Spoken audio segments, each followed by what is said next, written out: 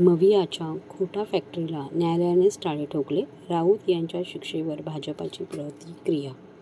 उबाटा सेनेचा भोंगा आणि मवियाचा स्वयंघोषित प्रवक्ता अशी दुतोंडी ओळख असलेले संजय राऊत यांच्या खोटेपणाचे पितळ उघडे पडल्यावर आता त्यांनी न्यायसंस्थांवरही ताशेरे मारण्यास सुरुवात केल्याने त्यांचा तोल पुरता ढळल्याचे स्पष्ट झाले आहे. महाराष्ट्राच्या जनतेस मूर्ख समजून मनाला येईल त्या खोट्या कांड्या पिकवण्याचा राऊत यांचा कारखान्याला न्यायालयाने टाळे लावले असून त्यांना झालेली शिक्षा म्हणजे संपूर्ण महाविकास आघाडीच्या खोटे पसरवण्याच्या उद्योगाला मिळालेली चोख चपराक आहे, अशी खरमरीत टीका भाजपचे आमदार ॲडव्होकेट निरंजन डावखरे यांनी पत्रकार परिषदेत केली.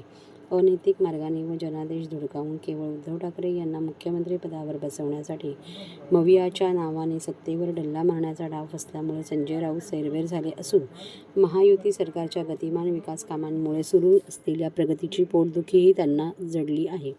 त्यामुळे सत्ता गेल्यानंतर संपूर्ण महाविकास आघाडीने फेक नरेटिव्ह फैलावून जनतेची दिशाभूल करण्याचा कट रचला.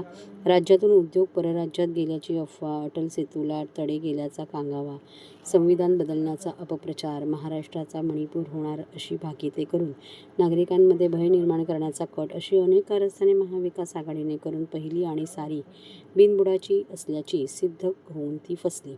अशा खोट्या फॅक्टरीतून पिकणारे अफवांचे पीक संजय राऊत यांच्या डोक्यात उगवत होते आणि मवियाचे अन्य नेते त्याला खतपाणी घालत होते, असा थेट आरोपही श्री डावखरे यांनी केला. भोंगा आणि स्वयंघोषित महाविकास आघाडीचे प्रवक्ता म्हणून जे स्वतःला बोलवतात त्यांना योग्य ती चपराक न्यायालयाने लावलेली आहे.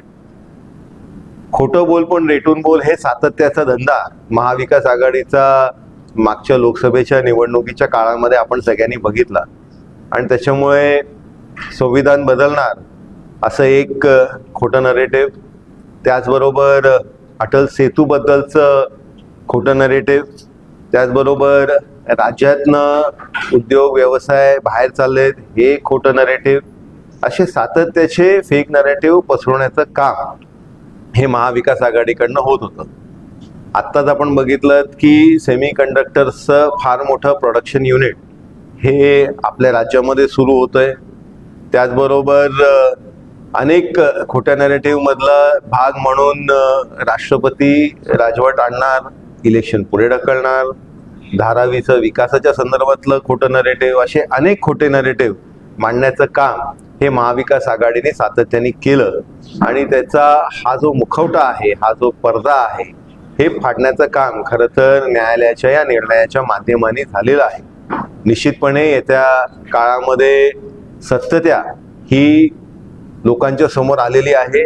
खरी परिस्थिती काय आहे हे लोकांना लक्षात आलेलं आहे आणि त्याच्यामुळे महायुतीच्या माध्यमाने खऱ्या अर्थाने राज्याचा विकास होतोय, राज्याला न्याय द्यायचं, राज्याची प्रगती करण्याचं काम हे महायुतीच्या माध्यमाने होतंय हे लोकांना स्पष्ट झालेलं आहे.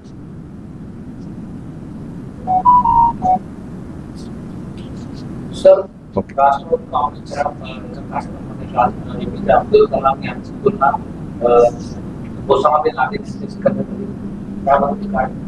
ही खऱ्या अर्थाने तुतारी पक्षाची ही भूमिकाच आहे, ही त्यांची मानसिकता आहे, ही त्यांची विचारसरणी आहे. खरं तर हा प्रश्न आपल्या सगळ्यांकडनं रोहित पवारला विचारला गेला पाहिजे, हा प्रश्न जयंत पाटलांना विचारला गेला पाहिजे, हा प्रश्न पवार साहेबांना विचारला गेला पाहिजे, हा प्रश्न सुप्रिया सुळेंना विचारला गेला पाहिजे की तुमचं म्हणणं काय, तुम्ही या भूमिकेशी सहमत आहात का आणि समर्थन देता का, हे त्यांनी समाजामध्ये स्पष्ट करावं आणि समाजामध्ये जाती जातीमध्ये वाद लावण्याचे धंदे हे जे लावलेले आहेत हे समाज निश्चितपणे खपून घेणार नाही. या संदर्भातली भूमिका महिला मोर्चाच्या माध्यमाने घेण्यात येत आहे, हे आपल्याला नजीकच्या काळात लक्षात येईल.